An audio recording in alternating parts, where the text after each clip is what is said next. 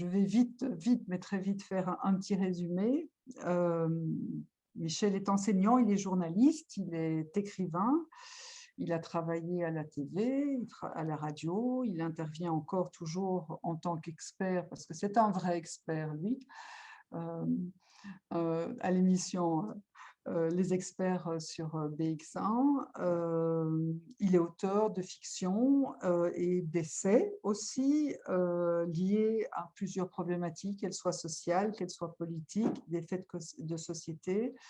Il a aussi traité la question du travail des immigrés.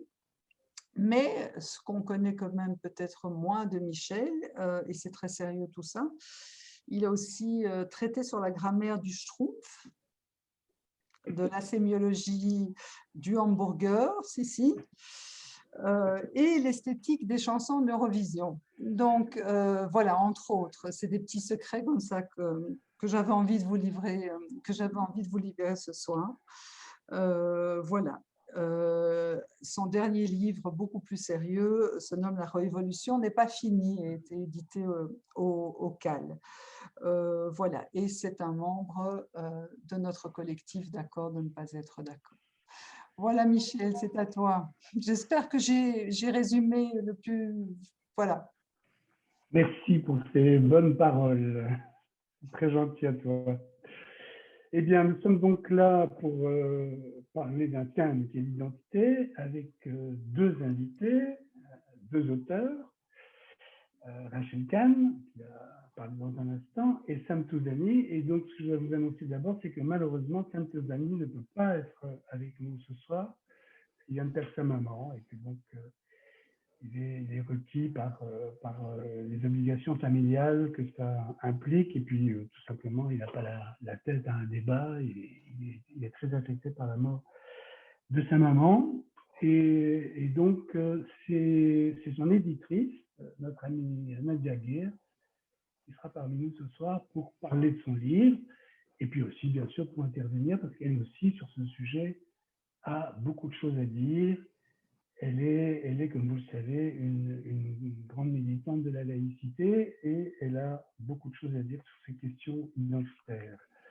Mais d'abord, laissez-moi vous présenter Rachel Kahn, qui vient de publier un livre qui fait beaucoup parler de lui, qui s'appelle Racé. Bonjour Rachel. Bonjour, bonjour. Alors, vous voulez bien allumer votre caméra ? Alors, pour l'instant, ça va être très compliqué. Alors, je veux bien l'allumer, hein, mais je suis pas très... Enfin, c'est pas hyper pratique, mais je vais vous montrer. Voilà, je suis dans un taxi.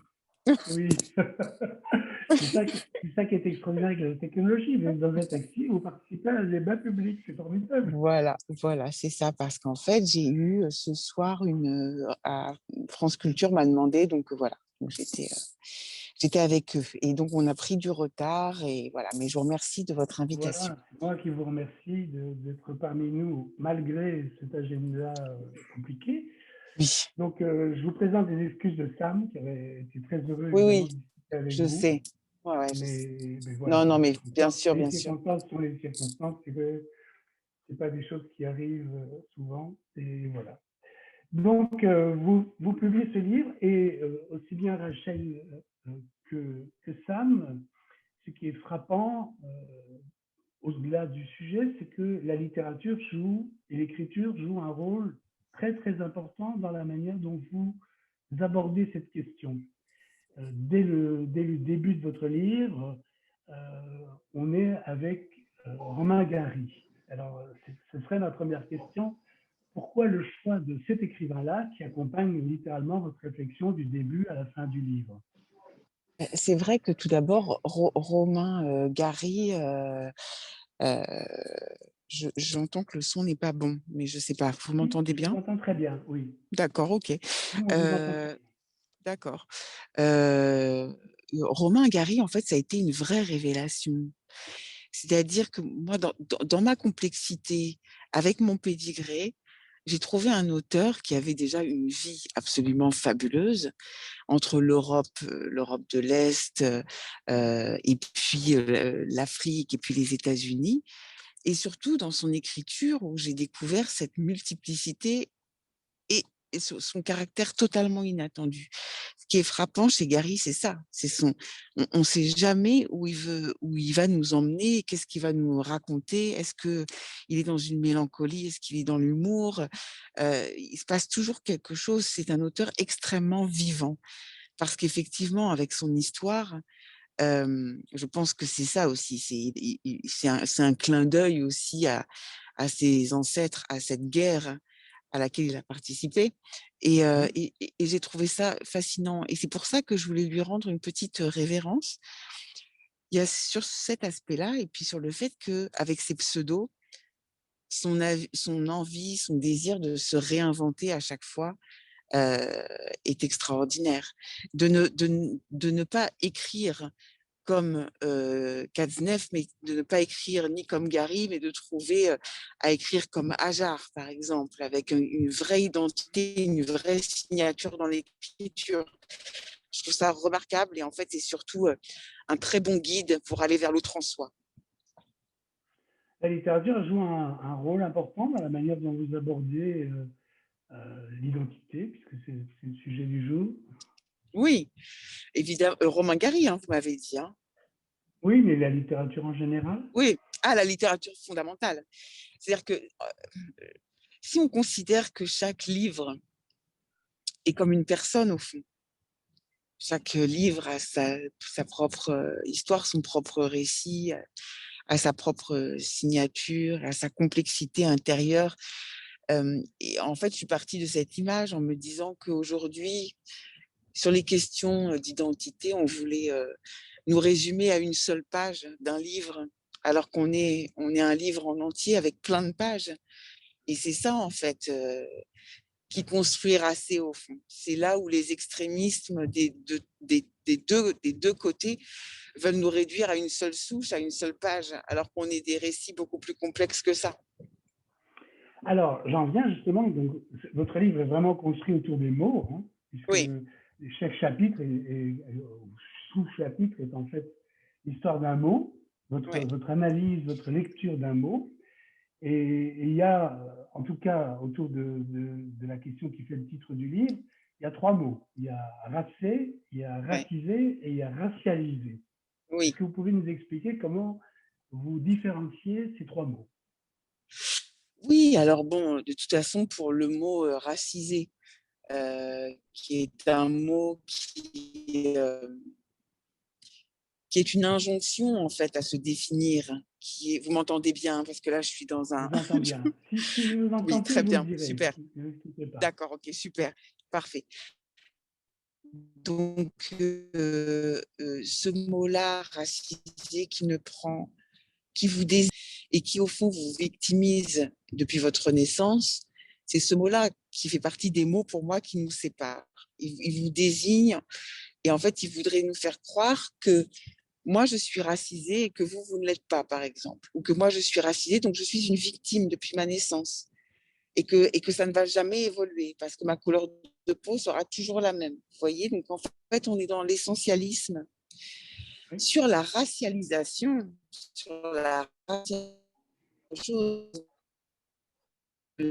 c'est...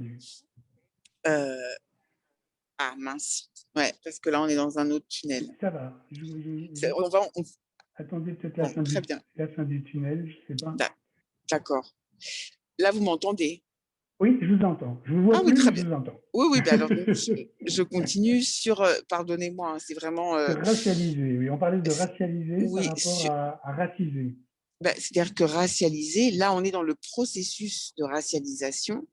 Donc, c'est-à-dire, en réalité, on a un mot qui existe déjà. Je ne vois pas pourquoi on a inventé tous ces mots, etc. Ce processus de racialisation, c'est juste une discrimination. Je ne sais pas pourquoi on invente racialisé, racisé, alors qu'on dit oui, c'est une personne qui s'est fait discriminer ou qui a été discriminée plutôt. Qui a été discriminée, c'est mieux. Et ensuite, moi, j'ai voulu rire avec ce mot de racé, puisque c'est un mot qui existe déjà, puis c'est un mot que je trouvais joli aussi. C'est un mot, c'est une liberté. C'est-à-dire que je n'aime pas quand on va me désigner sur un mot, mais c'est ma liberté. Et c'est surtout à quel point la langue française est jolie, puisqu'en fait, avec un seul mot, je peux dire 2 choses qui sont très précisément l'inverse l'une de l'autre. Racé, c'est un pur sang qui est racé. Vous voyez, c'est vraiment le pur sang, l'élégance, le truc. Et moi, j'ai rajouté une autre définition qui est celle du sang mêlé. Donc, on a un mot qui veut dire deux choses opposées. Le sang mêlé, parce que pour moi, racé, c'est d'avoir plein de races en soi. Mais c'est surtout que j'estime que tout le monde est issu d'un mélange, en fait. Voilà, c'était juste pour montrer les incohérences de certaines personnes. Tout le monde est issu d'un mélange, voilà. Alors, je vais passer maintenant en même temps la parole à Nadia Guerre pour parler un petit peu du livre de Sam. Alors, je vous explique, Rachel, le livre Oui. de Sam, c'est un dialogue romancé entre lui qui a fait un spectacle et une jeune fille musulmane qui a vu ce spectacle et qui est choquée et qui lui écrit je trouve que tu es très insultant avec notre religion, puisque Sam est lui-même issu d'une famille musulmane, Ouais. croyante, et son franc-parler, sa manière de se détacher de cette religion et d'en parler, d'en rire, etc., a choqué cette jeune fille. Elle lui écrit ça, et donc un dialogue s'amorce entre eux. Il essaie d'expliquer son point de vue, et où elle exprime d'une certaine façon une vision traditionnelle des choses, familialiste, et lui explique pourquoi il n'y adhère pas et qu'il essaye de lui ouvrir des perspectives. C'est comme ça que le livre est construit. Je vous raconte parce que j'imagine que vous n'avez pas eu l'occasion de le lire. Et Sam, donc, c'est un comédien, c'est un danseur, mais c'est aussi un écrivain. Il écrit ses spectacles. C'est aussi quelqu'un qui joue beaucoup avec les mots, comme vous. Et je voulais demander à Nadia de nous dire quelques mots justement sur cet aspect-là de la personnalité de Sam et de ses livres, dont elle est l'éditrice. Elle dirige la collection dans laquelle ce livre est édité. Nadia? Oui, je suis là. Je ne te voyais pas, excuse-moi. Je réfléchissais parce que je trouvais qu'il y avait beaucoup de questions en une. D'abord, je voudrais quand même saluer tout le monde et en particulier Rachel Kahn et dire à quel point je suis vraiment heureuse d'avoir cette occasion, même si elle se fonde sur un malheur, mais de la rencontrer. Et donc, effectivement, pour moi, c'était assez évident de demander à Sam de rédiger ce dit c'est quoi l'identité, parce que c'est une thématique qui traverse tous ses spectacles depuis, je crois que ça fait 20 ans que je connais Sam maintenant, et ça fait 20 ans que dans ses spectacles, dans ses écrits, dans toutes ses prises de position, on sent que la question d'identité est quelque chose qui le travaille profondément et dont j'ai l'impression que finalement c'est l'artiste en Sam qui lui permet de, peut-être pas de régler la question d'identité, parce que je ne sais pas si elle est jamais réglée, mais en tout cas d'essayer de se débrouiller avec la question de l'identité, de l'apprivoiser, de tourner autour, de se familiariser, de rendre les identités peut-être moins abruptes ou plus compatibles les unes avec les autres. Donc j'ai vraiment l'impression, et c'est difficile évidemment ce qui m'est demandé ce soir, hein, de parler à la place de Sam, mais je vais essayer de ne pas trop le faire tout en essayant quand même de le rendre un peu présent. Je crois que c'est vraiment cette recherche-là qui caractérise le travail de Sam. C'est au fond comment est-ce que je peux être moi-même sans trahir, sans rompre, mais en même temps sans être dans une espèce de fidélité servile, sans remise en question, sans esprit critique. Et je pense que le travail d'écriture chez Sam est vraiment ce qui constitue une réponse à cette question-là. Et j'avais peut-être envie de lire un passage de son livre où il explique justement le sens qu'a l'écriture pour lui, parce que je pense que c'est parfois mieux de le laisser s'exprimer lui-même. Donc il écrit ceci. J'écris pour fixer momentanément mon identité. Je la décortique dans tous les sens pour mieux me la réapproprier. Écrire, lire, repenser sa pensée est un acte citoyen qui forge l'identité d'une nation tout entière. La réflexion que nous procurent ces activités est indispensable pour la vie de la démocratie même. Questionner ces identités est aussi vital que de respirer, boire ou manger, parce que ce discernement rend accessible la verbalisation.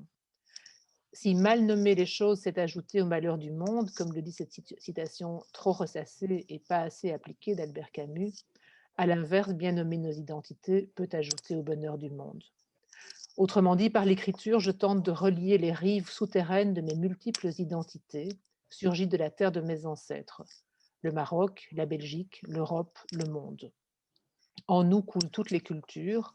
Le 100% islam n'existe que dans la tête des intégristes, tout comme le 100% de souche n'existe que dans la tête des leaders d'extrême droite. Les extrêmes se rejoignent dans le 100% bêtise. Fin de citation. Ça vous parle, Michel?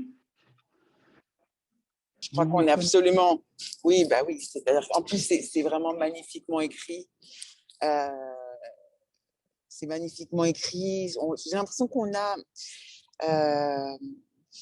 on a beaucoup de points communs, j'ai l'impression, dans la sensibilité et dans cette manière d'appréhender l'identité en tant que complexité, en fait, en tant que diversité en soi, et de ces mots et de la création qui arrivent à aller vers un autre cœur, vers un autre être, et qui relie un livre, c'est ça, un livre se lit et relie, hein, donc voilà, j'ai l'impression, moi, ça me parle beaucoup ce que j'ai entendu. Merci beaucoup pour cette lecture.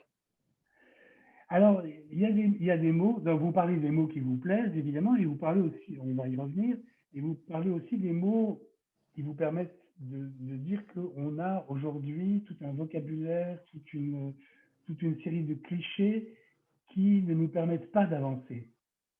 Et il y en a qui sont considérés de manière générale comme très positifs, y compris par les gens qui défendent des positions les plus progressistes, par exemple le vivre ensemble. Donc ça m'intéresse de vous entendre critiquer des mots comme vivre ensemble ou comme diversité, qui sont des mots qui sont en général avancés positivement, pas du tout par l'extrême droite ou par les suprémacistes ou les racistes, au contraire par les antiracistes, et que vous trouvez, vous dites qu'ils ne nous emmènent nulle part. Nulle part.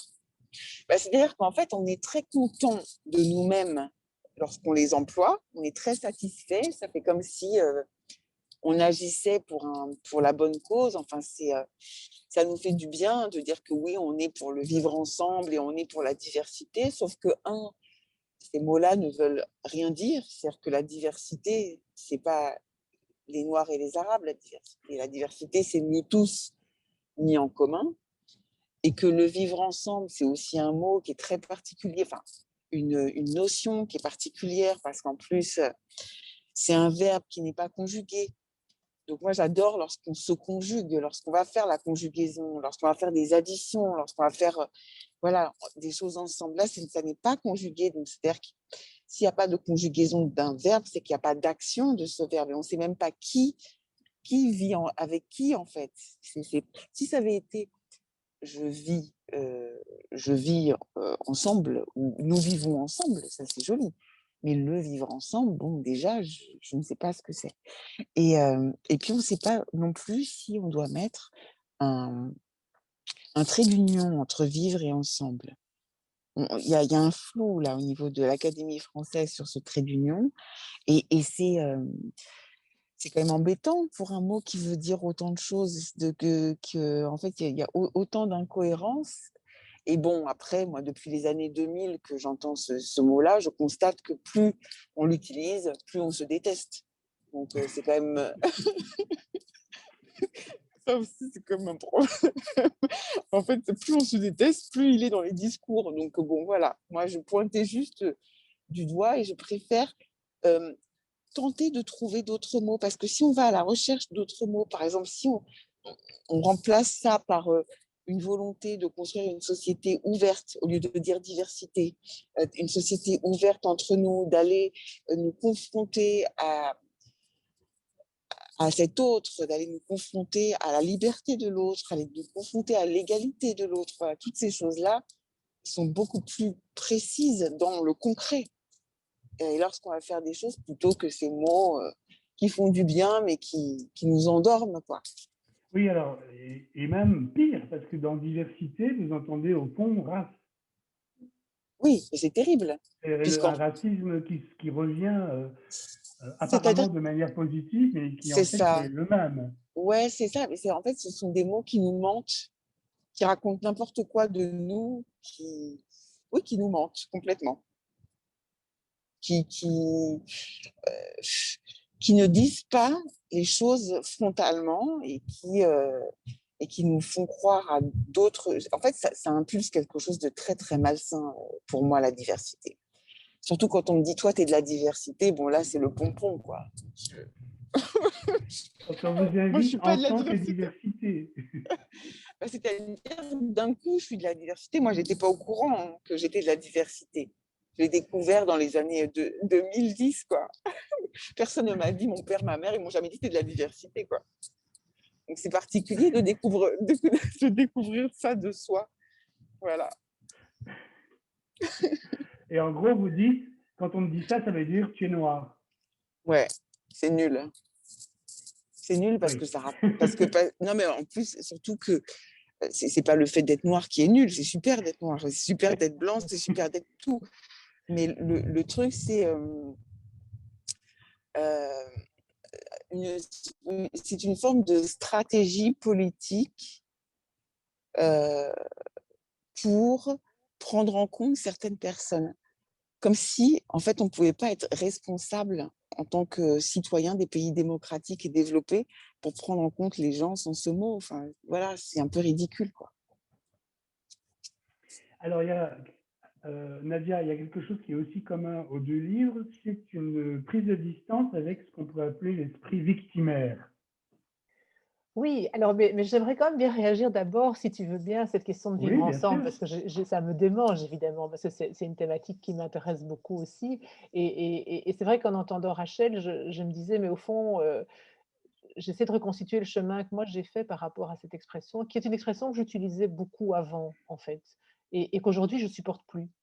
Et j'essayais de comprendre pourquoi et de réfléchir à ça. Et je pense que, en fait, pour moi, de plus en plus, c'est devenu une sorte de mantra, une espèce d'injonction, mais qui veut rien dire, en fait. Enfin, avec une charge culpabilisante, en fait. C'est-à-dire que j'ai l'impression qu'on n'arrête pas de nous dire, il faut vivre ensemble, il faut promouvoir le vivre ensemble, ce qui suppose que nous ne voudrions pas vivre ensemble. Et en fait, on ne dit pas qui ne veut pas vivre ensemble. Où sont-ils ces gens qui ne veulent pas vivre ensemble? Moi, j'ai l'impression que je veux vivre ensemble. Et je crois que la vraie question, c'est vrai, la vraie question, c'est pas de vivre ensemble. La vraie question, c'est comment on fait? Comment on fait et comment est-ce que justement on développe, et là ça m'amène peut-être à ta question, Michel, comment est-ce qu'on développe, ou comment est-ce qu'on on ranime ou ravive un sens du collectif qui dépasse nos individualités, j'ai envie de dire j'arrête pas, j'arrive pas à le dire tellement ça m'énerve, nos boursouflures narcissiques. Parce que j'ai l'impression qu'on est là-dedans aujourd'hui, en fait, qu'on est des espèces de plus en plus des individus qui revendiquent d'être entendus, respectés dans toutes leurs dimensions, y compris les plus, ah oui, les plus maladivement narcissiques, les plus adolescentes, comme ça, je veux dire, c'est moi je à tout bout de champ, et je ne veux pas souffrir, et je ne veux pas qu'on me fasse subir la moindre petite vexation, la moindre petite, le moindre propos qui pourrait me blesser, me fragiliser, et cetera. Et donc c'est vrai que cette dimension de victimisation permanente m'effraie, en fait. Parce que je pense qu'on ne peut pas vivre ensemble, vraiment, si chacun n'accepte pas la possibilité qu'il puisse être choqué par l'autre à certains moments. Et donc je pense que le travail du vivre ensemble, c'est un travail d'acceptation, de vraie acceptation de la différence. Mais l'acceptation de la différence, ça veut dire accepter que je dois vivre avec des gens qui vont me dire des choses qui ne vont pas me plaire. Et je vais apprendre à leur répondre en restant sur le terrain des idées, en dialoguant, en discutant, et pas en me réfugiant dans un «Ah, mais je souffre, ah, mais j'ai mal, ah, mais c'est épouvantable, tu as dit ça, je ne peux pas entendre ça, j'ai besoin d'un psy», ou d'une injonction à ce que tu te taises parce que ce que tu me dis est insupportable. Et ça, alors pour revenir à Sam, il y a quand même, il écrit quelque chose de très intéressant sur cette question ce qu'il appelle lui le dolorisme, hein, mais qui est vraiment très proche de cette victimisation. Il dit ceci: ce qui me dérange chez les adeptes du dolorisme, c'est qu'ils montent en épingle une culture victimaire dont ils veulent les plaies toujours béantes, afin d'inspirer la compassion, la pitié du plus grand nombre. Au nom de ces souffrances, ils réclament des compensations, des privilèges. Mais dans quel but, en somme? S'agit-il d'augmenter leur pouvoir d'influence, d'exister? Que sais-je? En réalité, les tenants du discours victimaire et leurs alliés maintiennent une illusion perverse qui consiste à croire, comme le dit une fois de plus le philosophe Laurent Dubreuil dans son opus, que, je cite, « si la plaie cicatrisait, l'identité s'affaiblirait ou se résorberait. Les groupes de soutien n'ont alors qu'une solution pour perdurer, : maintenir la névrose et le chagrin. » Voilà. Tout est... Ça rejoint très fort ce que vous dites, Rachel, à propos des groupes qui se réunissent en tant que victimes. Et Oui, complètement. Une fois que le groupe existe, s'ils ne sont plus victimes, le groupe est fini. Donc, il y a une volonté de maintenir en fait la plaie ouverte. Tout à fait. Non, mais tout à fait. Vous me voyez. Ah oui, voilà. Le truc, c'est que je pense que le mot, moi, qui me vient, c'est l'offense. En fait, cette culture de l'offense. Et c'est très juste ce que vous disiez sur la victimisation d'un côté et la culpabilisation de l'autre. Ce jeu malsain, totalement névrotique.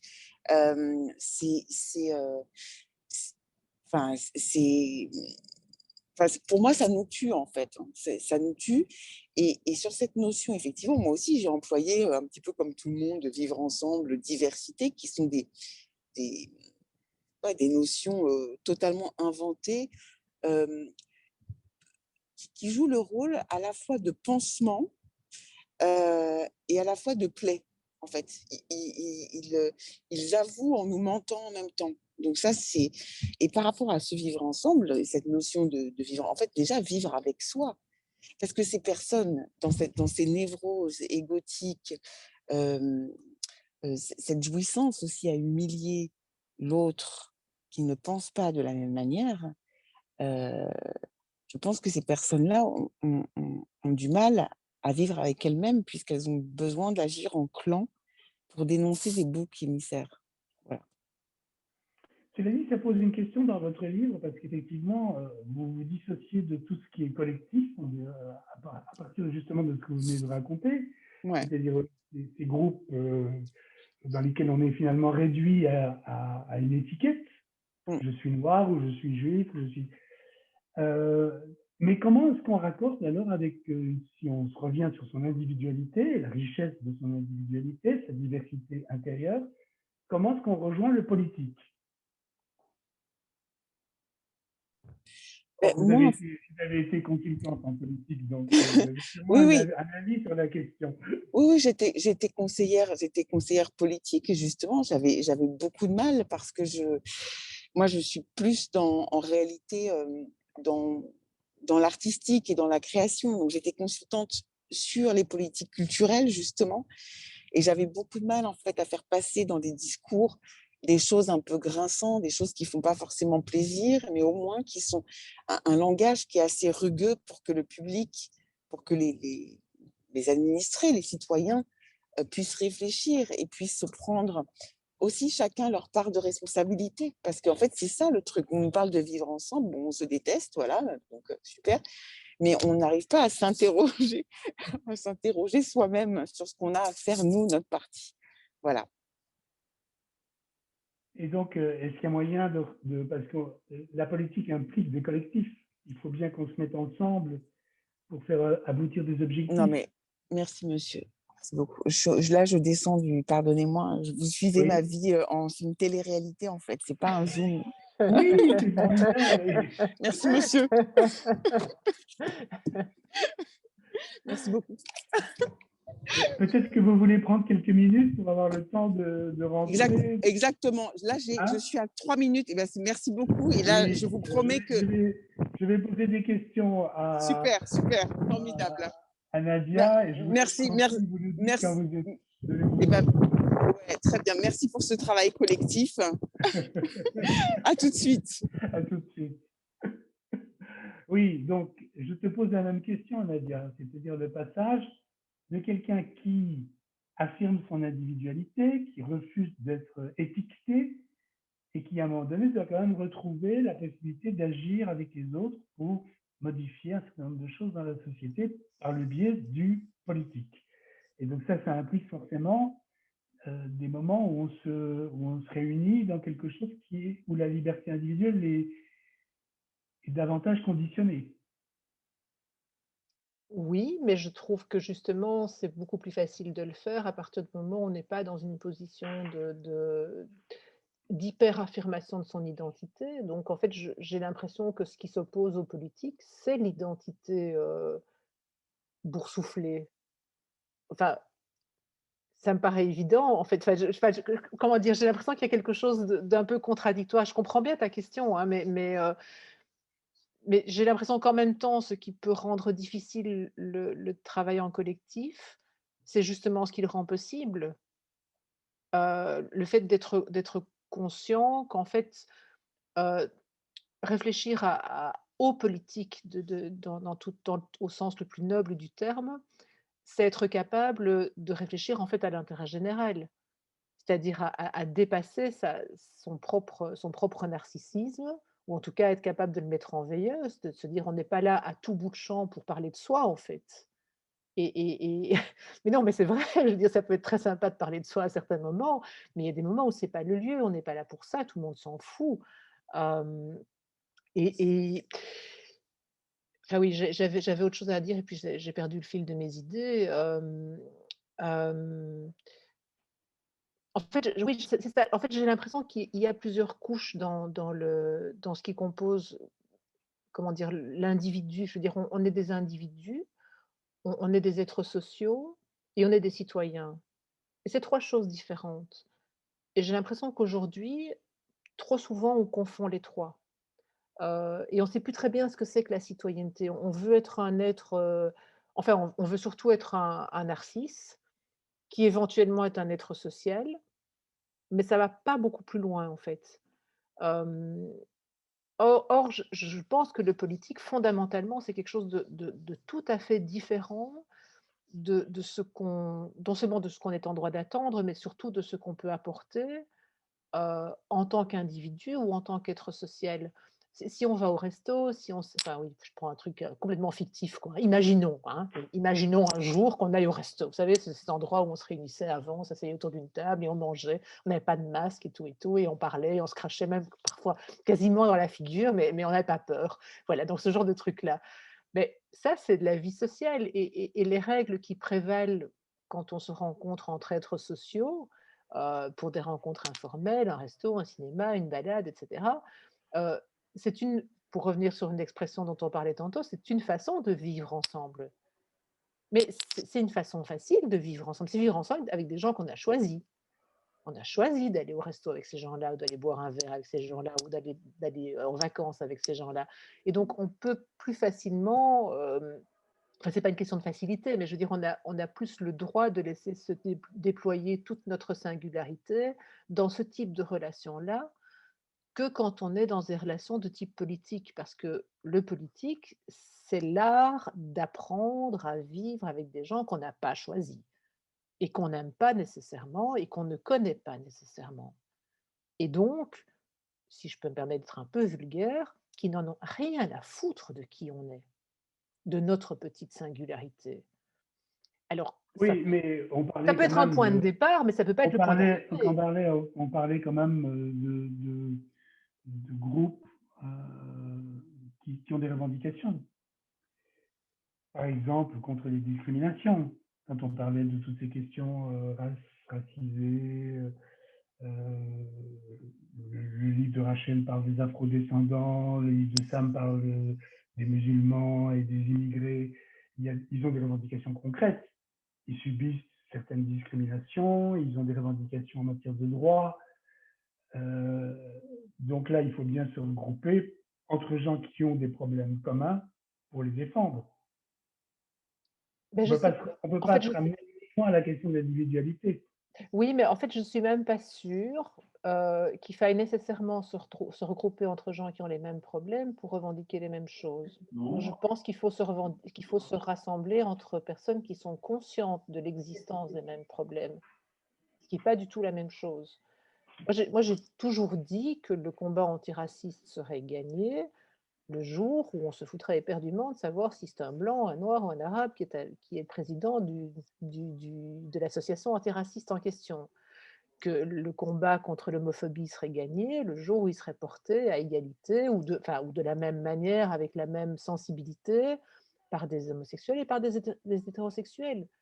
Ce qui compte, c'est le message, c'est le combat. Et il ne faut pas nécessairement, je trouve, avoir vécu les choses pour être légitime pour en parler. Je trouve que c'est très dangereux, en fait, ça. C'est une façon de décrédibiliser toute parole d'expert, en fait. Et on est là-dedans aujourd'hui, dans cette idée que pour pouvoir parler de quelque chose, il faut l'avoir vécu dans sa chair. Mais c'est terrible. Je prends souvent un exemple qui a priori n'a rien à voir, mais ça veut dire que Auschwitz, bientôt, personne ne pourra plus en parler. C'est absurde. C'est complètement absurde. On peut être informé, on peut comprendre, alors peut-être pas exactement de la même manière, mais suffisamment pour avoir une parole qui soit une parole juste, sans avoir nécessairement vécu les choses soi-même. Et donc c'est pour ça que moi, ça m'embête beaucoup, ces regroupements qui reposent sur un entre-soi, parce que je crois que en fait, ça repose sur deux erreurs ou deux mensonges, ou je sais pas ce que c'est exactement. Mais le premier, c'est de croire que parce qu'on se ressemble, on a vécu la même chose. Et le ou la deuxième, c'est de croire que parce qu'on ne se ressemble pas, on n'a pas pu vivre la même chose ou qu'on ne peut pas comprendre.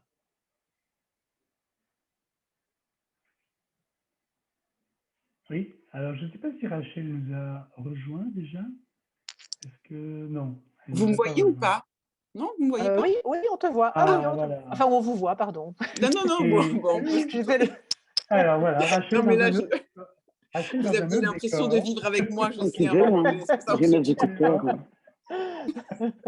Alors, vous avez eu l'occasion d'entendre ce que vient de dire Nadia? J'ai tout entendu.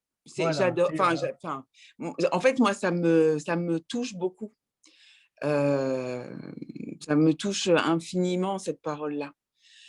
Déjà, évidemment, sur le côté égocentrique et névrotique de soi, avec les réseaux, les stories de soi, de tout de soi, où on n'en peut plus de soi, en fait.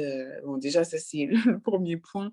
Ce qui me touche beaucoup, c'est l'universalisme, en fait, qui ressort de cette parole, qui est bouleversant, qui, en fait, prendre les souffrances de l'autre, enfin les comprendre parfaitement et être concerné cette fois-ci par ce que Quand peuvent tu veux, vivre hein, l'autre. parce que j'ai pas de dents. attendez, on a une interférence. Vous Ah voulez oui. bien couper votre micro, merci. On puisse écouter Rachel. Voilà, merci. Oui, je vous écoute, Rachel. Non, mais oui, et donc d'être profondément dans l'autre. Et moi, c'est vrai que bon, j'ai beaucoup étudié le droit, donc notamment des principes comme le principe de non-discrimination au niveau européen. Et la manière dont il est écrit, et notamment la manière dont la jurisprudence traite de ces questions-là. En fait, la Cour européenne des droits fondamentaux, des droits humains, en fait, elle s'en fout, elle, du motif de discrimination. Elle ne le dit pas comme ça, hein, elle le dit un peu mieux. Mais en fait, ce qui l'intéresse, c'est de traiter la discrimination, quel qu'en soit le motif. Et en fait, effectivement, je partage à 1000% quand on aura gagné lorsque tout le monde sera impliqué dans tous les motifs de discrimination. En plus, ce qui est bizarre, c'est que paradoxalement, donc il y a ces clans qui se forment dans l'entre-soi, à se regarder le nombril, parce que finalement, une réunion en non-mixité parfaite, c'est quand on est tout seul. Hein. On est devant sa Ah glace, oui, on se dit, ah ah oui. ouais, t'es comme moi, c'est super. Ah ouais, toi aussi, t'as fait ça, c'est vraiment un gros salaud et tout, voilà, comme ça. Bon, c'est pas très intéressant. Mais en fait, le truc, ce qui est paradoxal, on a ces clans, et puis d'un autre côté, on a des gens qui sont de plus en plus mélangés à travers le monde. Enfin, on vit dans un monde qui est profondément, entre guillemets, rétréci. On connaît la géographie aujourd'hui, ça y est, on a, bon alors, pas à l'intérieur de la Terre, pas dans le ciel, etc., mais on a une géographie, on peut y aller, on peut tomber amoureux à l'autre bout du monde, etc. Donc, on a beaucoup de personnes, enfin, à mon avis, la majorité des personnes sur Terre sont extrêmement mélangées. Donc, en fait, l'entre-soi, en réalité, est impossible. Faire croire, effectivement, que parce qu'on a l'apparence d'une même couleur de peau, on aurait le même récit, c'est du révisionnisme. Hein. C'est du révisionnisme. Eh oui, carrément. Bah oui. Bah oui. C'est-à-dire, aujourd'hui, les gens qui se disent afro-descendants, tous les Noirs qui se disent comme ça, juste par rapport à leur couleur, c'est révisionniste. Les afro-descendants, c'est les gens qui ont été arrachés à la terre d'Afrique et qui, aujourd'hui, donc les Afro-Américains, les Antillais, et qui aujourd'hui, si on les ramène, je ne sais pas moi, au Sénégal, ils n'ont plus leurs racines, en fait, ils ont été arrachés de leurs racines. Et se faire croire qu'on est tous afro-descendants aujourd'hui, c'est faux. On est juste immigrés, enfin, de parents immigrés. Voilà. C'est pas la même chose, oui. Et donc, Alors, après la blague, il y a... Pardon. non, vas-y. Allez-y. Non, pardon, c'est qu'en fait, juste par rapport à ce truc qui est dramatique, hein, que les concernés, c'est uniquement les concernés qui devraient parler de certains sujets, etc. Bon, on a vu avec la Amanda, la poétesse, là, pour la Ah traduction, oui. comment elle s'appelle? Non, je ne sais plus, non. Gorman. La jeune Gorman. poétesse, Gorman. oui. Gorman. Donc voilà, donc en réalité, il fallait trouver quelqu'un, merci, trouver quelqu'un qui soit noir, je crois, pour pouvoir la traduire. Donc, par rapport à Racé, par exemple, je sais qu'il y a des gens qui ont fait des blagues sur les réseaux parce qu'il a été signé en traduction au Portugal et en Espagne. Et donc, des gens ont dit, bon, il va falloir trouver une afro-yiddish pour le traduire en espagnol. Et ça, je trouve que c'est très drôle, moi. Enfin, en fait, c'est l'absurdité de ce truc. Si on doit trouver des pédigrés précis, enfin l'absurdité, j'en ris parce que c'est atroce. C'est presque, ouais, enfin c'est, ouais. Oui, si je peux me permettre de renchérir là-dessus, Michel, si tu veux bien. Oui, bien sûr, Oui. oui. Moi, ce que je voulais dire aussi, c'est que j'ai l'impression qu'on est avec cette logique selon laquelle seuls les concernés peuvent parler. Ouais, En fait, on est dans la négation du politique, en fait. Je veux dire, parce que moi, je me souviens du temps où, non, je me souviens pas de mai 68 parce que j'étais pas née, mais presque, où il y avait ce slogan: «Tout est politique». Et où l'idée, c'était finalement quand même que sous tous les combats, même qui ont l'air d'être le plus de l'ordre de l'intime, hein, la sexualité par exemple, c'est politique. Et donc du coup, ça veut dire que ça concerne tout le monde et que des choses qui sont soi-disant, du registre de notre chambre à coucher, en fait sont politiques. Et aujourd'hui, ce qu'on essaye de nous dire de plus en plus, c'est en fait, vous n'êtes pas concerné par quelque chose si vous n'êtes pas directement concerné. Mais c'est quoi cette histoire? Enfin, c'est le contraire, enfin, pour moi, c'est profondément contraire aux politiques. Je veux dire, on nous a élevés, je crois, dans l'idée de nous ouvrir parce que rien de ce qui me concerne ne m'est étranger, quoi, hein. Enfin, rien de ce qui est humain ne m'est étranger, quoi. Donc tout est politique, tout ce qui se passe sur la terre, même si ça ne me concerne pas directement, peut avoir un impact sur moi. Alors je prends un exemple qui m'est évidemment tout à fait cher puisque enfin, ceux qui me connaissent savent que je travaille beaucoup, un peu trop même selon certains, sur la question du voile islamique, par exemple. Typiquement, on est là-dedans. Je veux dire, l'argument qui revient sans cesse, c'est: «Pourquoi est-ce que ça vous préoccupe? Vous n'êtes pas concernés. Il faut laisser parler les premières concernées». Ce qui est une absurdité évidemment, puisque tout être humain et a fortiori, j'ai envie de dire toute femme est concernée. Je veux dire, c'est une question de féminisme, donc ça concerne à tout le moins toute femme et je dirais tout homme, puisque tous les hommes sont censés vivre ou fréquenter des femmes. Donc ça concerne tout le monde.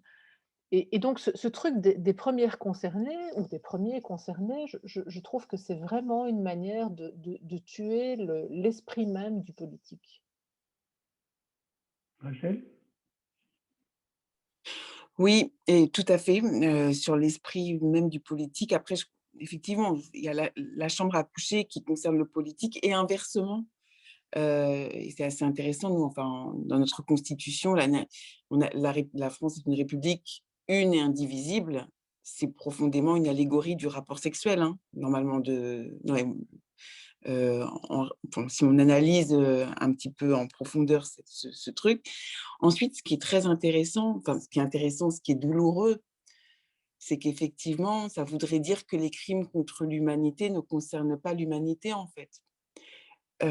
Et ça, c'est désastreux. Ça veut dire une espèce de glorification aussi de notre égoïsme. Ça ne me regarde pas, je ne suis pas concernée. C'est-à-dire que tout acte de résistance dans nos humanités, parce que je le mets au pluriel, humanité en fait, eh ben, n'a plus aucune valeur. Donc en fait, tout ce qui est relatif à nos relations, à ce qui nous fait effectivement être un être doté de discernement, de raison, de connaissance, en, en s'inscrivant comme ça dans un patrimoine de la pensée, n'a plus aucune valeur. Et l'histoire des concernés là, et des offensés, c'est vraiment en lien avec cette cancel culture qui efface l'essentiel de notre passé aussi. Et est-ce que, d'une certaine façon, c'est même pas pire, c'est-à-dire que dans ce que vous dénoncez là, il n'y a pas l'idée que les personnes non concernées ne sont pas concernées, mais au contraire qu'elles sont coupables d'office. Tout C'est-à-dire à que fait, si les bien juifs sûr. sont victimes d'antisémitisme, forcément tous les autres sont leurs bourreaux. Oui, ben là, vous n'avez pas pris un bon exemple. Pourquoi? Oui, oui. Non, non. Pourquoi? Non, mais effectivement, après, il y a des constructions comme ça dans la concurrence victimaire aussi. C'est ça que je pointe dans votre exemple et c'est ce que je pointe dans le livre, dans Racé. C'est-à-dire qu'en fait, il y a des vraies victimes avec un pédigré, le pédigré des victimes, et puis les autres où c'est des pédigrés de dominants et qui sont plutôt des boucs émissaires et qui doivent payer. Donc voilà. Alors, je fais un coq à l'âne parce que vous avez raconté une blague. Hein, Oui. et puis, dans le livre de Sam, il est beaucoup question du rire. C'est-à-dire que dans cette prise de distance avec l'étiquette de l'identité reçue de la famille, du groupe social et tout ça, le rire joue pour lui un rôle fondamental. Et dans vos mots, il n'est pas le rire. Non, non. Ouais. Pourquoi? Non, parce qu'en fait, dans la forme, enfin, j'ai essayé, ça se trouve, c'est pas du tout drôle, hein, mais dans la forme du livre, j'ai essayé de transmettre une forme très où je joue avec les mots, où je fais beaucoup de jeux de mots. Et donc, j'allais pas encore appuyer sur le rire, en fait. Pour moi, c'était un pilier essentiel pour qu'on puisse lutter, pour qu'on puisse faire barrage, en fait, à ces conceptions austères et qui nous appauvrissent encore. C'est-à-dire qu'on peut plus rire, en fait. On veut nous gommer, ne plus rire, nous culpabiliser. Vraiment, c'est une prison où on n'a plus rien, quoi. Et voilà. Mais c'est vrai que j'ai pas appuyé, j'ai pas mis le rire. Mais pas mis le rire. Et donc, par exemple, le débat sur la caricature, ou sur le blasphème, ou sur la plaisanterie orientée, un peu lourde, qu'est-ce que vous en penseriez? Heureusement que vous n'avez pas dit la plaisanterie orientale, hein, parce que là, vous êtes là, c'est fini. Hein. La Existe plaisanterie ça? orientée. Non, mais pour de vrai, moi, c'est la liberté qui m'anime, c'est la liberté, la création. En fait, ce qui est douloureux pour moi, c'est d'avoir à parler de ces sujets aujourd'hui. J'ai l'impression qu'on est dans un truc du Moyen-Âge. On va dans l'espace, on est on a trouvé un vaccin, alors je ne sais pas ce que ça va donner, mais en à peine des vaccins, en à peine 1 an, et on est en train de nous parler d'arrêter de rire, d'arrêter de dessiner, d'arrêter de créer, et de blasphème, moi, ma pensée, elle est toute faite là-dessus, elle est claire et nette. Je ne comprends pas qu'on… Ce qui est dramatique, ce n'est pas le sujet de la caricature. Ce qui est dramatique, c'est que le questionnement sur les caricatures revienne. Et que des gens qui ont dessiné se soient fait tuer, comme un enseignant s'est fait décapiter aussi. Enfin, c'est ça qui est horrible. C'est tout ce qui a trait aujourd'hui à la culture, la connaissance, le rire, les traits d'humour. Enfin, c'est quand même difficile de réaliser qu'on a des dessinateurs qui ont peur de dessiner. Ben, je ne comprends pas. Et tous les deux, dans les deux livres, la question de la pureté. Parce que vous parliez de l'humour. L'humour, c'est ce qui est les puritains, de manière générale, n'en ont pas. Là, il y avait une question qui était intéressante. Un militant peut-il être drôle? Je trouve que c'était bien comme question. Effectivement. Mais il y a un esprit de sérieux, je crois, qui est très présent parfois chez certains militants, effectivement, le fait de coller tellement à la cause qu'il n'y a plus moyen de s'en distancer. Or, pour moi, le rire, c'est ça, en fait, c'est ça la grande vertu du rire. Et c'est un cercle vertueux, le rire, pour moi, en fait. C'est-à-dire que le rire, à la fois, permet la mise à distance et en même temps est le signe qu'on a mis à distance. Donc, je crois que pour rire de quelque chose, il faut déjà avoir réussi à le mettre un tout petit peu à distance et en riant, on le met encore un peu plus à distance. Et je crois que c'est pour ça que ça fait tellement peur aux intégristes et aux coincés du cul, quoi, de manière générale. Euh, mais oui, mais c'est vrai. Ah oui, Je dis, tout à fait. parce que c'est le contraire du sacré. Je veux dire, ce qui est sacré, c'est ce dont on ne peut pas se distancer. Ça doit être total respect, donc on doit y coller, on ne peut pas exercer le moindre pas de côté par rapport à ce sacré. Je veux dire, on doit, enfin oui, on doit le prendre tout d'une pièce, quoi. Et bon, ça, pour reparler un petit peu de Sam, je pense que c'est vraiment une des choses qu'il fait extraordinairement bien, c'est rire, c'est nous proposer ce regard distancé, ce regard, enfin, ce pas de côté, ce pas de travers. Et on avait d'ailleurs écrit un livre ensemble après l'attentat contre Charlie Hebdo. On a écrit, je pense, donc jeudi, à 2 mains, ou à 4 mains, enfin, pour justement essayer d'analyser cette fonction, j'allais quasiment dire cette fonction rédemptrice du rire, en fait. Parce que je crois qu'il y a quelque chose de cet ordre-là. Et moi, je crois que le rire et le tragique sont liés. Je pense que plus on vit des choses difficiles, plus on a besoin de mettre à distance. On n'a pas besoin de mettre à distance quand tout va bien. Et donc, c'est devant les événements tragiques qu'on éprouve ce besoin tout d'un coup de se dire: «Mais comment je vais m'en sortir?» Et le rire, pour moi, et je pense pour Sam, est cette manière de se dire: «On va s'en sortir». On donne ce coup de pied au fond de la piscine qui dit: «Allez, on prend, un bol d'air, une bouffée d'air et on rit». Et ce rire nous libère. Voilà. Oui, si, non, non, tout à fait. Non, mais tout à fait. Moi, enfin, vraiment, je l'ai vu aussi ça, évidemment, avec cet humour d'Europe de l'Est ou africain, ou dans ces histoires tragiques-là de l'humanité, où la part d'humour est très présente. Mais aussi, là, plus récemment, quand je suis allée au Rwanda, en fait, où ils ont euh,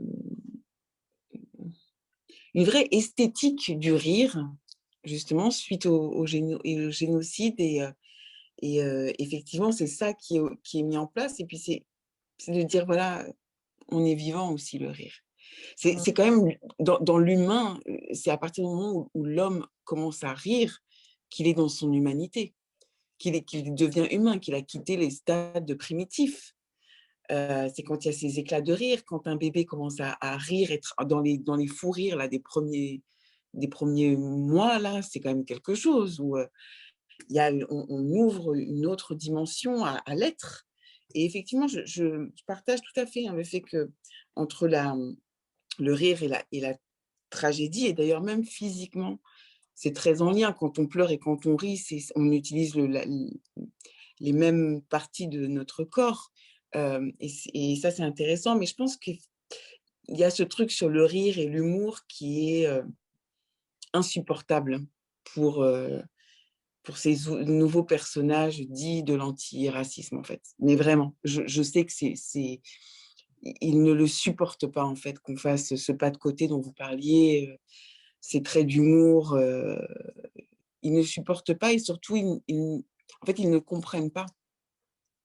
Parce que pour rire de quelque chose, il faut, enfin, faut s'inscrire dans beaucoup de traditions. Enfin, faut avoir des références, connaître les mots, jongler, et ça passe pas du tout, du tout, du tout. Moi, je sais que ça a été une partie des messages un peu de haine que j'ai reçus, c'était plutôt autour de ces questions des blagues et du rire, hein. Et du jeu de mots. Et, Vous utilisez beaucoup de jeux de mots, hein, dans votre livre. Oui, ouais. J'aimerais qu'on parle aussi d'un sujet qui paraît un peu décalé et qui, en fait, que vous traitez justement comme une sorte de manière de remédier, de réparer, dites-vous, vous utilisez le mot réparer, les blessures, et qui est, pour lutter contre tout ça, il faut en passer par l'intimité. Donc, certaines personnes, il faut se retrouver dans sa diversité intérieure, personnelle. Oui, On ne s'attend pas se à ça. On retrouver parlait de dans… la lutte antiraciste, passe par l'intimité. Le Ah, retour à l'intimité. oui, Vous en développez fait, c'est après ça. le silence, l'intimité.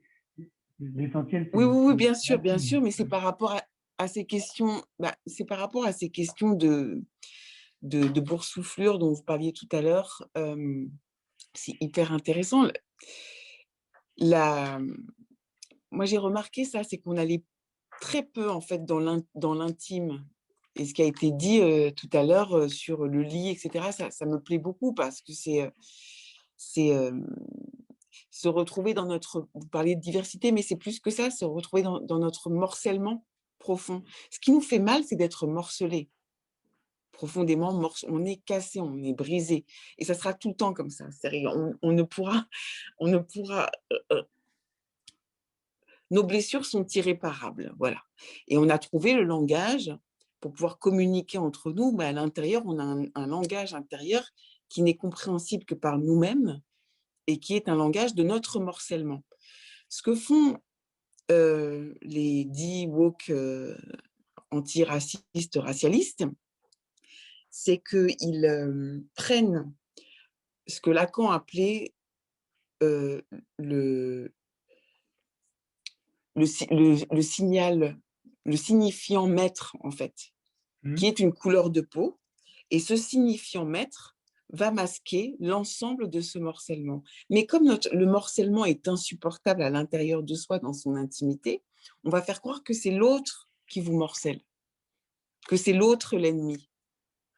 Voilà. Et en fait, effectivement, pour une réparation en profondeur, on sait très bien quand on a vécu des choses, ça ne peut que aller dans la douleur de la réparation et dans l'intimité. Est-ce qu'on retrouve Mais là, pas on est chez dans Sam? autre chose. On n'est pas du tout… Pardon ? Ah si, on est tout à fait dans le sujet, parce que ce que vous dites, c'est que Non, mais oui, on est dans le sujet, mais on prend le contre-pied total de la victimisation, parce que la victimisation, il faut se montrer victime. Voilà. on est dans un vrai travail de réparation, là, de soi-même. Et qui fait avec la blessure. Et qui mais dans un je sais pas. mouvement. Ouais. Pas figé, c'est un mouvement. Voilà. Nadia? Oui, alors je ne suis pas sûre d'avoir quelque chose à dire en lien direct avec ce qui vient d'être dit, mais j'avais peut-être envie de revenir sur le terme racisé, parce que justement, c'est un mot qui m'insupporte aussi. Bah oui, parce que là aussi, je trouve qu'il y a un présupposé accusateur, en fait. C'est-à-dire qu'en fait, ça consiste à dire, non pas comme dit Rachel, je suis racée, mais je suis racisée, c'est-à-dire tu m'attribues une race, alors même qu'on n'a pas encore ouvert la bouche. Et donc moi, je trouve ça d'une violence absolument insupportable, en fait, parce que c'est une accusation permanente faite au monde entier. Vous me racisez, vous me collez des étiquettes, et qui n'est en fait précédée par aucun acte, en fait. Donc la personne s'avance de manière accusatrice. Et voilà, je vois même pas comment on peut construire un dialogue, en fait, avec des gens qui sont d'emblée dans quelque chose d'aussi accusateur. Donc voilà, enfin, c'est la chose que j'avais envie de dire par rapport à ce terme-là, qui me fait d'ailleurs penser aussi dans un tout autre genre au débat qu'on a parfois par rapport à toutes les questions de transsexualité, où moi, il y a une chose ça n'a rien à voir, je sais, mais qui me met mal à l'aise aussi, c'est cette idée qu'on aurait été assigné garçon ou fille à la naissance. Parce que là aussi, il y a cette idée finalement qu'il n'y a rien d'objectif, c'est-à-dire qu'on n'est pas garçon ou fille, enfin on ne naît pas garçon ou fille, on est, et il y a un méchant docteur qui nous assigne un sexe. Donc c'est monstrueux, il nous plaque une étiquette, comme ça nous on n'a rien demandé, il dit toi tu seras une fille, toi tu seras un garçon, comme si c'était un truc mais complètement subjectif, issu de son imagination, voilà, et qui viendrait de nouveau faire violence à la subjectivité de l'individu qui lui ne se sent pas nécessairement ceci ou cela. Alors évidemment, j'entends bien le côté assignation qu'il peut y avoir dans les cas d'enfants qui sont porteurs de caractéristiques des deux sexes, évidemment. Mais dans l'immense majorité des cas, il n'y a pas d'assignation. Il y a simplement l'attribution, la reconnaissance du fait qu'on a affaire à un petit garçon, on a affaire à une petite fille. Et donc j'ai l'impression que c'est quelque chose de très général, en fait, cette tendance à dire c'est la société qui nous assigne une couleur de peau, une soi-disant race, un sexe, etc. Et je me dis, mais qu'est-ce qui se joue Qu'est-ce qui se joue derrière ça en termes psychologiques, en fait, hein? Là, je rejoins Rachel, sauf que moi, je suis moins au clair par rapport à ça qu'elle, je crois. Donc, je suis très perplexe. Je me dis, mais de quoi s'agit-il? Qu'est-ce qui se joue? Je ne peux pas le dire autrement, dans cette volonté d'être reconnu pour ce qu'on est, et qui ne peut jamais coïncider nécessairement avec ce qu'on voit. Enfin, oui. Voilà, c'est pas très clair dans ma tête, mais Oui, Rachel? Si, bah, c'est tout à fait ça, en fait. Après, moi, enfin, je partage à 1000% hein, d'être l'éternel insatisfait et de se dire. Et en plus, on peut aller extrêmement loin hein, maintenant. Enfin, il y a des gens qui. J'ai vu des vidéos, là, c'était il y a moins d'un an, où on était. Enfin, des gens qui se prenaient pour des animaux, etc. Et qui disaient, mais non, moi, je suis un animal. Bon. Donc, ça peut aller extrêmement loin aussi. Non, mais vous rigolez, mais c'est vrai. Non, c'est vrai, c'est une femme qui se prenait pour une jument et elle disait, voilà, on lui avait dit que c'était une humaine, mais non, c'était une jument et Non. tout. Donc voilà, donc c'est bon. Effectivement, alors même que, bon, bref, on peut l'amener autrement et l'expliquer autrement que par une revendication de haine et d'humiliation par rapport à l'autre.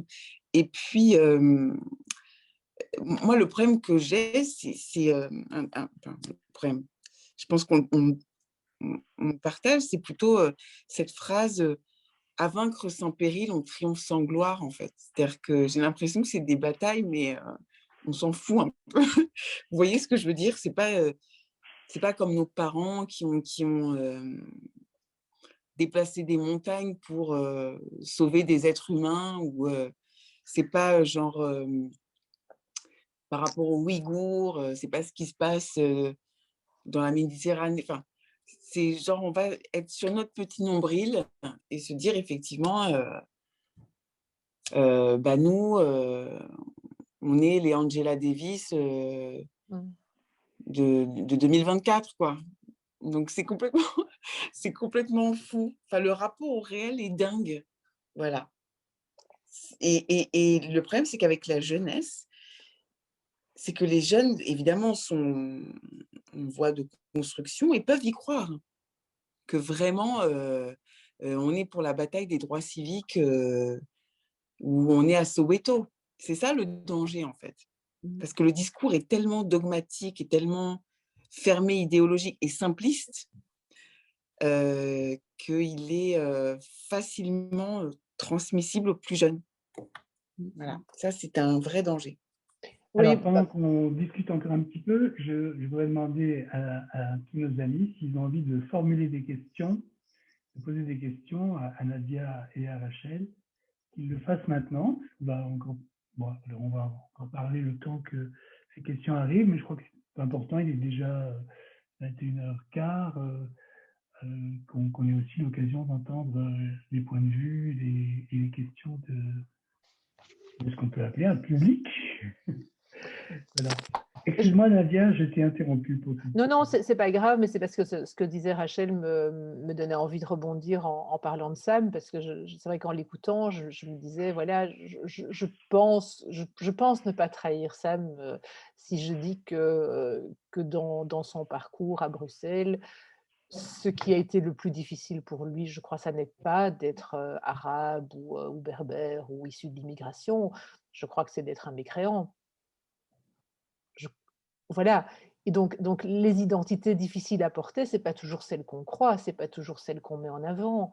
Bon, je parle toujours, je ne résiste jamais non plus à l'occasion de critiquer Rokhaya Diallo, qui pour moi est l'incarnation de cette posture victimaire qui ne tient pas la route 2 minutes, je veux dire, parce que c'est un business.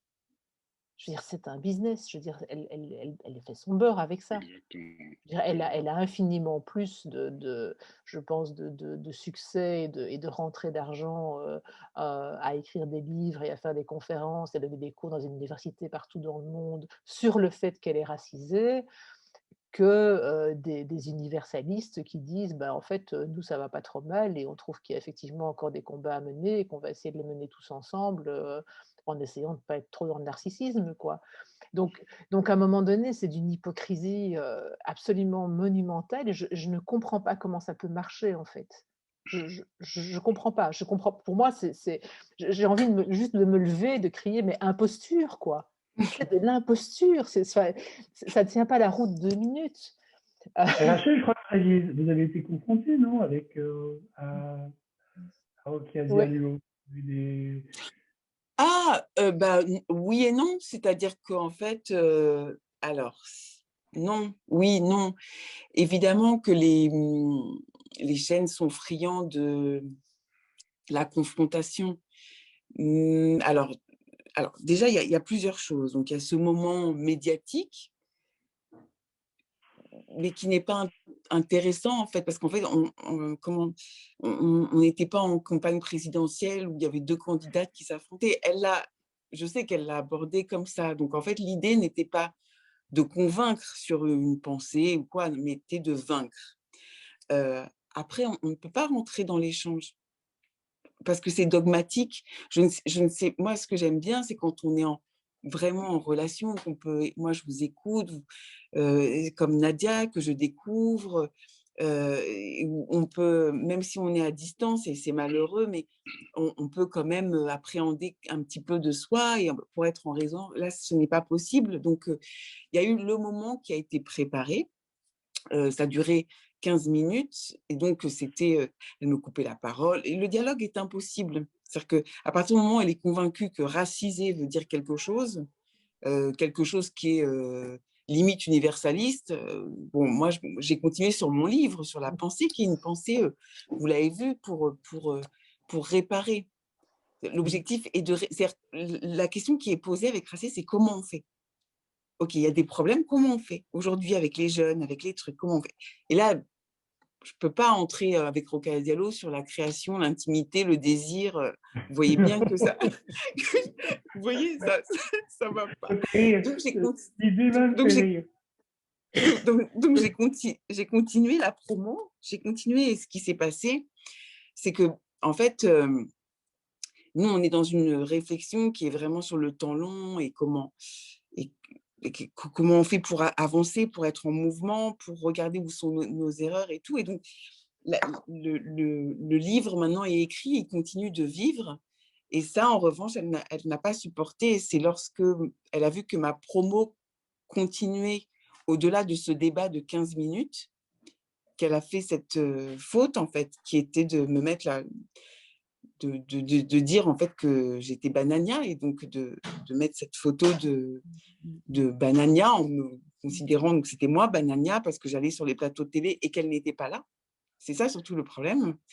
Et donc là où c'est intéressant, c'est que cette photo de Banania, elle a été reprise 24 heures plus tard par quelqu'un de l'extrême droite avec ma tête. Et c'est très précisément ce que je voulais démontrer dans le Racé, c'est à quel point les deux extrêmes se rejoignent dans l'intolérance et dans cette haine, en fait, de l'autre et dans cette haine aussi de la construction d'une société. Voilà.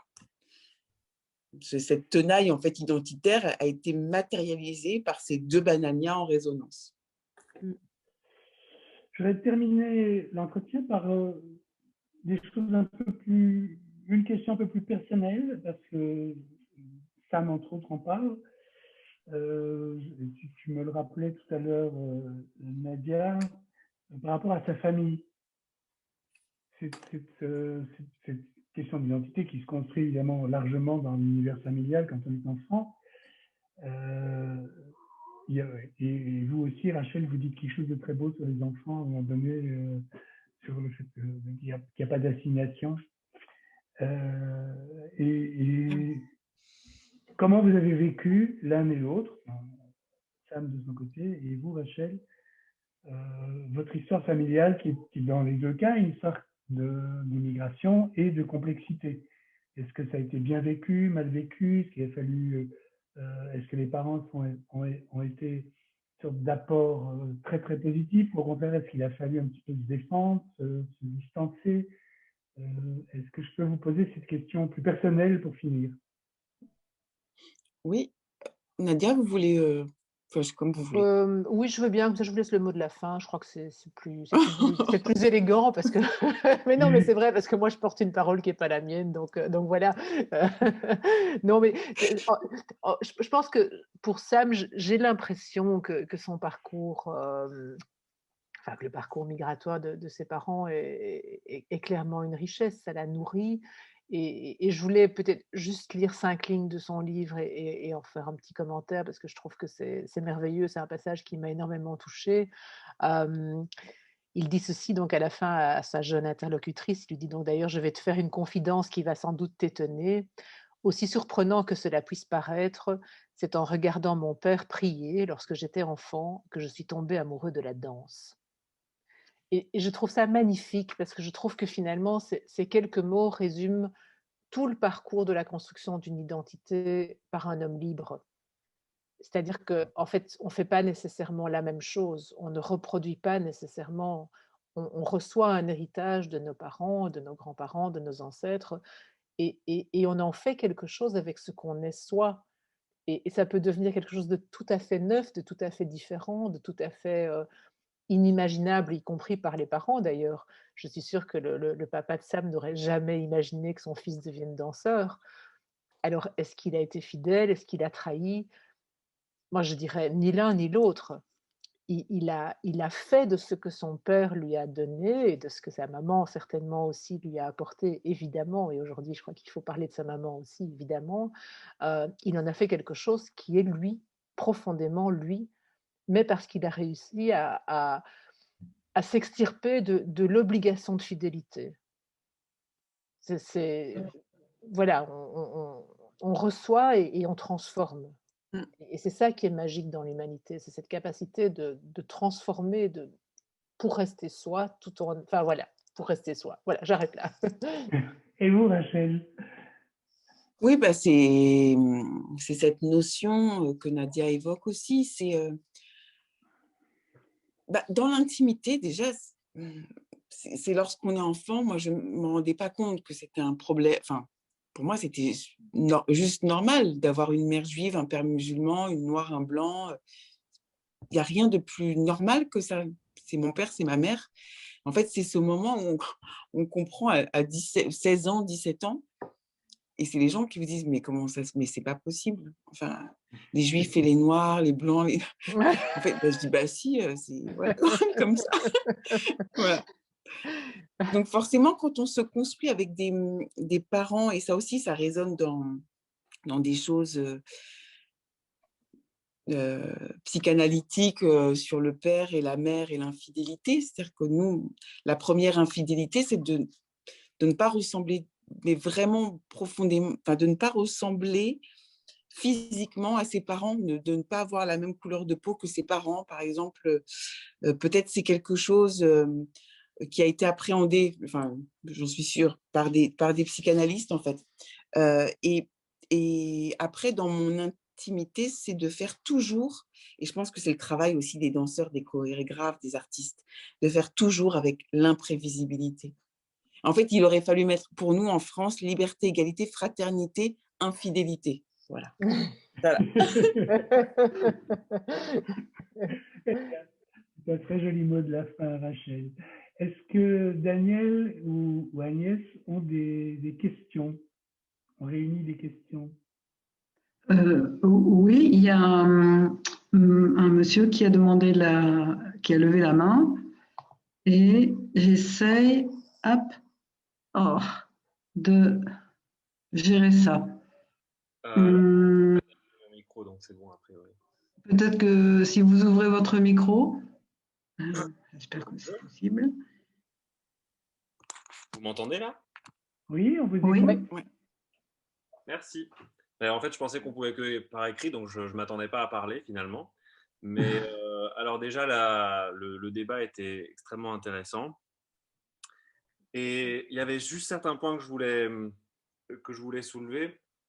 Déjà sur cette histoire des mots typiquement racisés, issus de la diversité, gamins des cités, tout ça en fait pour moi est fait pour ne pas dire l'autre. Parce on fait des tours de stade, on tourne autour du pot pour ne pas avoir à nommer l'autre, en fait, parce qu'on ne veut surtout pas que l'autre pense qu'on est raciste, à tel point qu'on pense réellement que dire noir et blanc et je ne sais pas quoi, moi, une autre couleur, serait raciste, alors qu'on ne lui attribue pas de contenu. Le problème, c'est quand il y a une assignation et que du coup, on apporte du contenu à cette couleur-là, qui en réalité n'en a pas, qui est une simple couleur. Comme le dit très bien Tania de Montaigne, entre Michelle Obama et une immigrée érythréenne, il n'y a absolument aucun point commun. Ce qui explique en partie pourquoi Rokhaya Diallo ne parle souvent pas de la question sociale. Là, je vais être un petit peu frontal, mais c'est une bourgeoise qui, si elle parlait en fait de sa condition sociale, se verrait en fait dans la position d'une multiprivilégiée, ce qui brouillerait en fait tout son discours. Ensuite, il y a vraiment un truc que Rachel Kahn a esquissé et qui est extrêmement important, c'est la fracture générationnelle. Alors moi, j'ai 22 ans, je suis dans une université scientifique, donc où a priori ce genre de questionnement n'est pas extrêmement important parce qu'à partir du moment où on a quelqu'un en face de soi qui nous démontre quelque chose, on se fiche de savoir si c'est une femme, un homme, un noir, un arabe ou un blanc qui nous parle tant que la démonstration est accompagnée d'arguments rationnels. Et donc ici, alors par contre, il y a une association qui est à fond dans cette ligne intersectionnelle, des concernés, des racisés, tout ce que vous avez. Et alors moi, ce que je leur ai dit à un moment donné, parce que je fais partie d'une minorité, je n'ai pas besoin de d'étendre mon pédigré, mais je fais partie d'une minorité, je leur ai dit, vous, en fait, ce qui vous intéresse, c'est quand les personnes concernées ont un discours qui vont dans votre sens. À partir du moment où vous n'avez pas une personne concernée en face de vous qui a un discours qui correspond à ce que vous lui assignez, vous êtes directement dans l'arabe de service, dans le PD de service, dans le nègre de maison, etc., ce qui est absolument insupportable. Et d'ailleurs, ce qui est très drôle, c'est qu'ici, il y a énormément de personnes qui viennent du Maghreb, mais qui y vivent vraiment, pour le coup, et ils sont contre-foutent de ce discours-là. Ils ne sont pas du tout dans ces postures-là. J'ai même une amie égyptienne avec qui on rigole de ces trucs-là. On a inventé un truc qui s'appelle le privilège arabesque, et on en rigole, et c'est vraiment l'humour dans ce genre de situation. La répartie, c'est peut-être ce qui nous sauvera en tout cas de tomber là-dedans. Mais la fracture générationnelle est extrêmement importante parce que c'est un discours qui infuse énormément dans la jeunesse, parce qu'il est très facile. On est dans la culpabilisation, on est dans, en réalité, je remplis l'autre toujours, c'est-à-dire que le noir est rempli par le blanc, alors que le but, c'était justement de s'émanciper de tout ça. Et moi, ce que je dis souvent à des personnes qui s'en veulent vraiment, qui sont hétéros et qui s'en veulent et qui veulent me donner le fouet pour que je les tape moi à mon tour, et je leur dis, mais écoutez, votre culpabilité, elle ne me sert à rien en fait, elle ne me propose rien en fait pour lutter contre l'homophobie, ni contre le racisme, ni contre rien de ça. Donc c'est totalement, on fait des tours de stade et en fait chacun est dans son coin à checker ses privilèges comme on dit, mais à la fin, rien n'avance. Et une dernière chose, c'est que cette question de l'offense est très importante. Alors moi, honnêtement, niveau offense, j'ai aucun problème. Je suis entouré de une de Charlie Hebdo, même parmi les plus nerveuses. Et il y a énormément de croyants qui sont rentrés ici et qui n'ont eu aucun problème avec ça, parce que justement, ils ont un cerveau. Et alors, ce qui est le problème numéro un, c'est l'opinion qui est perçue par certains comme une extension de l'identité. Et donc, à partir du moment où on attaque cette opinion, ou on ne l'attaque pas, c'est-à-dire qu'on se confronte à cette opinion et qu'on essaie de la démonter ou de la nuancer, c'est perçu comme une attaque ad hominem et comme une attaque à l'essence de cette personne-là qu'on a en face, ce qui donne lieu forcément à « vous avez offensé 1,5 milliard de personnes dans le monde » avec ces histoires de caricatures, ce qui est absolument hallucinant, c'est-à-dire de se faire le porte-parole d'1,5 milliard de personnes. Déjà, de 2 personnes, c'est compliqué, mais d'1,5 milliard, là, vraiment champion. Hein. Ensuite, donc cette opinion comme extension de l'identité, c'est vraiment quelque chose qui est hyper présent en fait dans la jeunesse. Et aussi la légitimation du fait de pouvoir parler d'un sujet par l'identité. C'est-à-dire que si vous n'avez pas quelque chose d'apparent, vous êtes noir, vous êtes arabe, etc., on ne vous laisse pas parler, vous êtes obligé de raconter votre vie à la limite du fait que vous avez vécu vous-même des discriminations pour qu'on vous laisse parler d'un sujet ou d'un autre. Ce qui est en fait une violence parce que je n'ai pas à dire ce que j'ai vécu moi dans ma vie, je n'ai pas à dire ce que je suis si je ne veux pas. Ça, c'est de l'assignation. Et donc, je n'ai pas à me plier en fait à des gens qui veulent absolument que je leur dise qui je suis pour pouvoir savoir d'où je parle et donc savoir si j'ai le droit de parler ou pas. Et une dernière chose que je vais, désolé d'avoir été un peu, mais une dernière chose que je vais dire, c'est la place de l'affect dans ces discours-là. Moi, ça ne m'intéresse pas du tout, l'affect, c'est ce que je disais avant. L'affect n'amène nulle part, en fait. Et donc, cette histoire de je te comprends, tu me comprends, donne-moi le fouet, je te donne le fouet et je m'en veux énormément, en fait, ça ne propose absolument rien dans la lutte. Et j'aimerais vraiment remercier Rachel Kahn de son livre parce qu'il est très intéressant. Il y a aussi le livre de Thomas Chatterton Williams, Autoportrait en noir et blanc, qui est hyper intéressant sur cette question-là. Et évidemment, l'assignation « Les Noirs n'existent pas » de Rachel Kahn. Et un mot fraternel, ou je ne sais pas comment on dirait pour être inclusif, un mot adelphique à Nadia Gertz, parce que, bon, alors elle ne me connaît pas, mais je sais très bien qui c'est, et qui est belge et qui a été la cible d'attaques absolument ignobles. Et pour vous dire que la jeunesse belge, je suis belge depuis peu, mais la jeunesse belge, en partie, je vous assure, est derrière vous et vous soutient dans vos combats. Voilà. Et ça, c'est pas très logique. Vous venez de dire qu'on pouvait difficilement parler à la place de 2 personnes. Alors, il y a un truc qui va pas. Et voilà, qui parle de toute la jeunesse. Non, mais parce que j'en ai parlé à certains autour de moi. Alors, un peu islamophobe, mais de l'autre coup, enfin, d'un autre côté, j'ai aussi entendu pas mal de C'était un petit clin d'œil. Merci beaucoup. Merci. Rachel, je voudrais demander de réagir à ce que monsieur vient de dire. Et puis, j'en profite pour ajouter une petite chose qui est justement sur la question de l'assignation de d'où tu parles, qui tu es, devoir raconter ta vie, etc. Est-ce que vous avez l'impression qu'il y a quand même eu une lecture un peu faussée de votre livre où on vous dit ça parce que vous êtes noir et juive? C'est-à-dire de vous assigner Non, à cette position bizarroïde, ah, impossible, entre guillemets, d'être à la fois noire et juive. ah non, Et après, donc, non, alors, du coup, votre discours est entendu parce que vous avez ce statut particulier. justement, Vous n'avez non, pas mais en fait, il y a plusieurs trucs. Il y a les gens qui n'ont pas lu le livre parce que juste, même si pu avoir des soi-disant débats avec eux, mais de fait, puisque ça allait à l'encontre de cette forme de pensée, de fait, ils étaient contre et de fait, ils vous, entre guillemets, mais pas tant que ça, déportent sur l'extrême droite. Alors juste, vous défendez des principes universalistes, républicains, et surtout, vous êtes là en soutien aux artistes, parce que si on ne fait pas ça, les artistes ne pourront plus être en liberté pour créer. Mais pour répondre à votre question, c'est moi-même en fait qui me suis posé la question. Ça m'a beaucoup embêté cette question de noirs et juifs et musulmans, etc. C'est que d'un côté, il fallait que je puisse transmettre aux plus jeunes et faire comprendre aussi aux politiques que je me retrouvais pour la blague où dans mon agenda, j'avais plein de réunions en non-mixité possibles et que mon agenda était blindé parce que j'allais aux réunions des Noirs, des femmes, des musulmanes, des trucs. Donc, c'était pour faire la blague. Voilà. Mais après, moi, je me suis remise en cause et ça a été un moment très difficile dans l'écriture. C'est parce que je ne voulais pas être enfermée et être précisément au même endroit que les personnes que j'énonce en fait dans le livre, c'est-à-dire dans ce truc noir et juive, et je vous parle de cet endroit-là pour vous raconter. Et c'est pour ça que je souhaite être en mouvement tout le temps. Il n'y a que le mouvement. Le mouvement est la clé par rapport à cet enfermement. Et ce repli, et ce truc où on parle de soi, et de ce truc ronronnant, etc.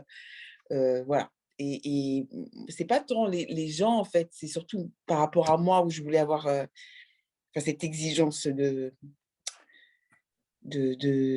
réflexion autre et parfois déplacée, mais en mouvement. Merci. Alors, sur la question des jeunes, puisque toi tu es professeur, est-ce que tu as la même impression que ce que nous a décrit Elio en parlant de ses condisciples d'université?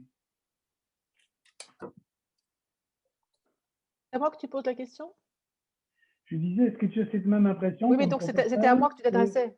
Oui, oui, parce que Ok, c'est ça. oui, Oui, oui, à moi ton mentalement, avis, je suis déjà plus tout à fait professeur, tu sais. oui, il a été quand même suffisamment longtemps pour avoir une Oui, impression oui, non, non, mais je pense que vraiment, non, non, mais qui oui, je pense. confirme ou pas le Ah oui, oui, non, clairement, il y a sentiment quelque chose, d'Elio. il y a quelque chose de générationnel, ça c'est tout à fait évident. Je veux dire, enfin, et même dans mon entourage plus privé, je veux dire, je vois bien, même j'allais dire très méchamment, même des jeunes intelligents euh, tombent dans ce piège de cette pensée woke. Enfin, je sais pas ce qui leur prend en fait. Enfin, je trouve qu'il y a vraiment oui, une régression et je peux pas faire autrement que de revenir sans arrêt à ce que je disais sur le narcissisme. Je crois qu'il y a vraiment quelque chose de cet ordre-là, et de ce que Elio disait aussi, c'est-à-dire cette importance des affects. Je me demande si c'est pas une dérive du poids des psys, en fait, ou de tout ce mouvement psy, j'en sais rien, hein, enfin, mais j'ai l'impression on a tellement été à l'écoute de ce que les gens pouvaient ressentir, de leur vécu, en les invitant à s'exprimer, à mettre des mots. Et attention, je ne dis pas que c'est mal, hein, je pense que c'est important. Mais je crois que le problème, c'est que ça a pris toute la place.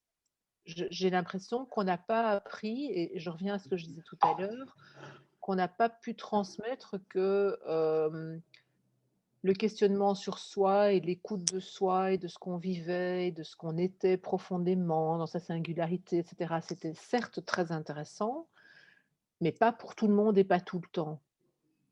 Et que donc il y avait des moments où on était peut-être pas, enfin, où c'était peut-être pas le bon endroit pour arriver comme ça. Euh, et, et, et aussi enfin, oui, qu'il faut arriver à se construire et à grandir grâce à l'adversité, en fait, plutôt que de la gommer. En fait, je crois que c'est ça. Je veux dire, voilà, je pense qu'on est dans une période où on cherche à tout prix à gommer toutes les aspérités, tous les petits cailloux qui pourraient dépasser du chemin pour que le chemin soit bien lisse. Alors que je pense que ce qu'on doit faire, et là je pense plutôt en tant qu'éducateur, c'est pas gommer les aspérités sur le chemin, c'est apprendre à sauter au-dessus des aspérités du chemin. C'est ça, en fait, qui est important. Et je voulais encore dire une petite chose, puisque j'ai encore la parole, par rapport à ce qu'Elio disait, sur cette contradiction dans le discours des woke, hein, des éveillés, parce que c'est vrai que j'avais écrit un article là-dessus il y a quelques semaines, parce que c'est quelque chose qui me frappait, c'est-à-dire que cette question de se dire, ben voilà, en fait, il faut écouter les premiers concernés, mais il y a quand même un truc qui est con, c'est que parfois les premiers concernés ne disent pas ce qu'on aurait envie qu'ils disent. Ils disent autre chose. Et quand ils disent autre chose, alors tout d'un coup, on ne veut plus les entendre. Et moi, j'avais terminé par une pirouette que je trouvais amusante, parce que voilà, j'aime bien rire aussi, où je disais, mais finalement, c'est bien parce que ça veut dire qu'au fond, ils sont d'accord avec nous. C'est-à-dire qu'en fait, pour eux aussi, ce qui compte, c'est ce qu'on dit. C'est pas la couleur de peau, c'est ce qu'on dit. Quand un noir ne vous sert plus un discours de noir, c'est plus bon. Ah ben voilà, donc nous sommes d'accord. Ce qui compte, c'est le discours, c'est QFD. Voilà, c'est une pirouette, mais je trouve que c'est vraiment une manière aussi, plus sérieusement, de leur montrer qu'en fait, ils ne sont pas cohérents. Michel, je pense qu'il va falloir peut-être arriver à une conclusion. Notre amie Rachel Kahn a encore un emploi du temps chargé et un voyage demain. Peut-être juste le mot de la fin pour se dire au revoir. Et ben voilà, il y a sûrement des questions qui n'ont pas pu être posées ou on n'a pas pu tout traiter, mais je crois que c'était déjà quand même pas mal avec tous les sujets qui ont été abordés. Rachel, vous voulez nous livrer un dernier message ce soir? Ou enfin un message. Moi, le mot de la fin, ce serait que parce que là, en fait, on a énoncé beaucoup de choses et je pense qu'on pour être très cohérent, bien droit dans nos bottes avec nos principes fondamentaux et notre société ouverte, le mot de la fin, c'est que je vienne vous voir en Belgique surtout. Ah oui. Parce que là, en fait, vous parlez à distance d'un truc. En plus, je suis désolée, j'ai eu un contretemps dans mon agenda et puis je serais vraiment ravie de rencontrer Nadia. En fait, je pense que le seul mot de la fin un peu pertinent pour qu'il aille avec nos discours, c'est qu'on puisse se voir en vrai. Voilà. Voilà, vous êtes la bienvenue, inutile de le dire. Je dis ça parce que moi, je suis pas du tout en Belgique pour l'instant. mais vous êtes un menteur. Vous êtes où? Je suis à Gif-sur-Yvette, dans la banlieue sud de Paris. Bah oui, je vois très bien. D'accord, ok. Ouais. Voilà. Ok, très bien. C'est comme ça. Non, mais après, c'est hyper important que on puisse se rencontrer au-delà de la blague. Voilà, mais alors peut-être plus sérieusement, je prends la balle au bond parce que nous organisons, si tout va bien avec la possibilité de se voir en vrai, au mois d'octobre, on organise un petit événement. On vous tiendra bien évidemment. Ah oui, c'est mieux. Ça reste autour de l'identité. Oui. Sam Touzani qui sera là. Ouais. Oui, vous aurez l'occasion de le rencontrer. C'est bien. Et comme ça, je vais lire tout de suite là. Ouais, je vais le lire. Eh bien, on va vous remercier. Merci infiniment d'avoir participé au débat malgré cet agenda et ces difficultés. Pardon. Et merci à la technique qui a permis de vous suivre dans le taxi, chez vous, partout. C'est fantastique. C'est très bien. Je vous remercie infiniment. Et puis, je voudrais dire à tous nos amis aussi qu'on les remercie d'être là. et que le collectif vient d'écrire une lettre ouverte qui s'adresse à tous ceux qui, en Israël et en Palestine, essayent d'avoir plutôt un message de paix et des actions communes, malgré le climat pour le moins guerrier du moment, qu'elle paraîtra demain dans la Libre Belgique, qu'elle est déjà sur le site de la Libre et qu'elle sera dans le journal papier demain, et que vous aurez donc, si vous le désirez, bien entendu, la possibilité de le signer dans les jours qui viennent, et elle sera ensuite envoyée en Israël et en Palestine, en arabe et en hébreu. Voilà. Et pour le reste, je vous remercie tous, et bien sûr toi aussi, Nadia, d'avoir participé à ce débat. J'ai été ravie des échanges, d'autant plus qu'ils ont intéressé des gens de Belgique, de France, mais aussi du Québec. Donc, c'est dire que la thématique que nous traitons est une thématique qui est importante, est une thématique qui est évidemment complexe, qui est une thématique aussi sensible, parce que ça touche évidemment l'être dans ce qu'il est, dans son cheminement, dans ses blessures, dans son parcours, dans ses rêves et ses aspirations.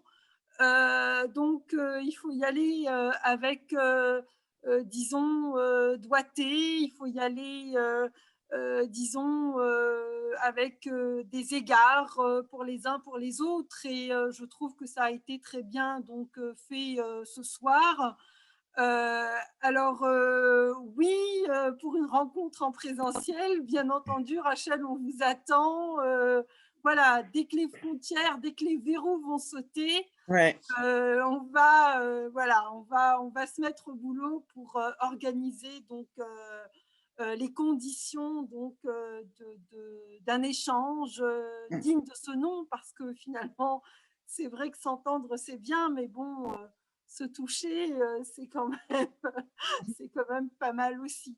Donc, merci Agnès, merci Daniel, Michel, Nadia, Rachel. On vous envoie le bouquin, Rachel, de Sam. Ah super. Ouais. Ah donc, oui. Votre adresse en MP, puis on vous l'envoie.